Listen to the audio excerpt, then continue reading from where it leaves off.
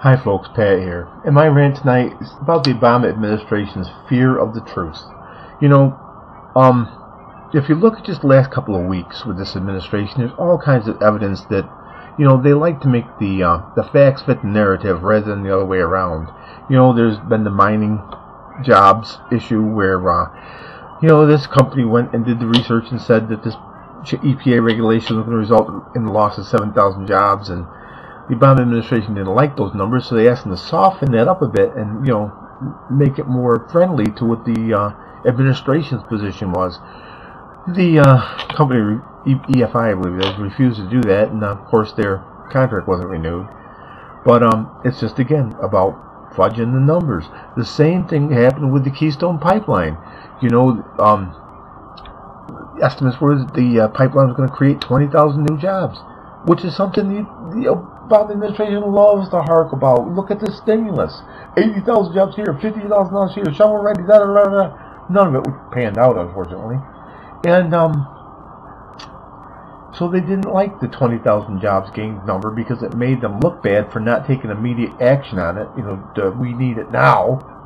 The strategy the president was utilizing at the time. And so they wanted the number softened. They said, it's going to be a couple thousand jobs, really. Really? 6 states, pipeline project, a couple thousand jobs. Okay. How many people did it take to put the last pipeline in? Was it a couple thousand? I don't know. Anyway, a lot of this goes back to the EPA and Carol Browner, or as I call her, Commissar Carol Browner, because the EPA has their fingers in everything, and they've made business almost impossible to do in the United States. And they take a lot of pride in that. Carol Browner was a member of the Socialist Party and head of the Commission for a Sustainable World Society. Well, I shouldn't say head of. She was on the commission. Don't know if she was head or not. When I was researching Carol Browner a long time ago, when Obama first took office, these facts were readily available, but the internet's been scrubbed of the facts about Carol Browner, so they're a little harder to come by. But it's not just Carol Browner. It's everything this administration touches. They can't just tell a simple damn truth. They have to change the truth, again, to fit the narrative.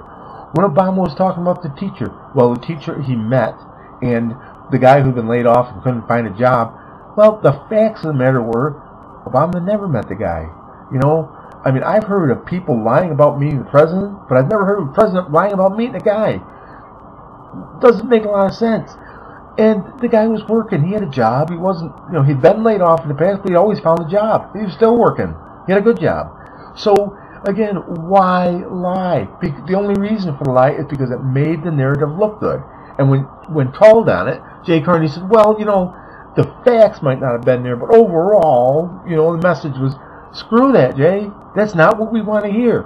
Given that 7,000 jobs aren't really 7,000 jobs, and 20,000 jobs aren't really 20,000 jobs, and the Republicans are ruining the earth because they won't pass job bills, but I don't want to pass any job bills that are going to piss off the unions or might piss off environmentalists, so I'm going to put that till after the election. What a bunch of crap. And, just tell the truth. Why should the average American believe anything that comes out of this White House? Anything. Because they're so willing to tamper with a simple story like I met a teacher, or I didn't meet a teacher, or let alone something that, something major. If you'll tell those little lies, God, tell them the big ones, no big deal. And that's my rant really for tonight. I want to pick on just Carol Browner, but it's not just Carol Browner, it's the whole damn administration. Carol Browner and the EPA are a definite thorn in the side of America, and they've done innumerable damage for an agency that's supposed to help so much. So that's my rant for tonight. Sorry I went a little long, and I hope you listened, and I appreciate your patience. Bye now.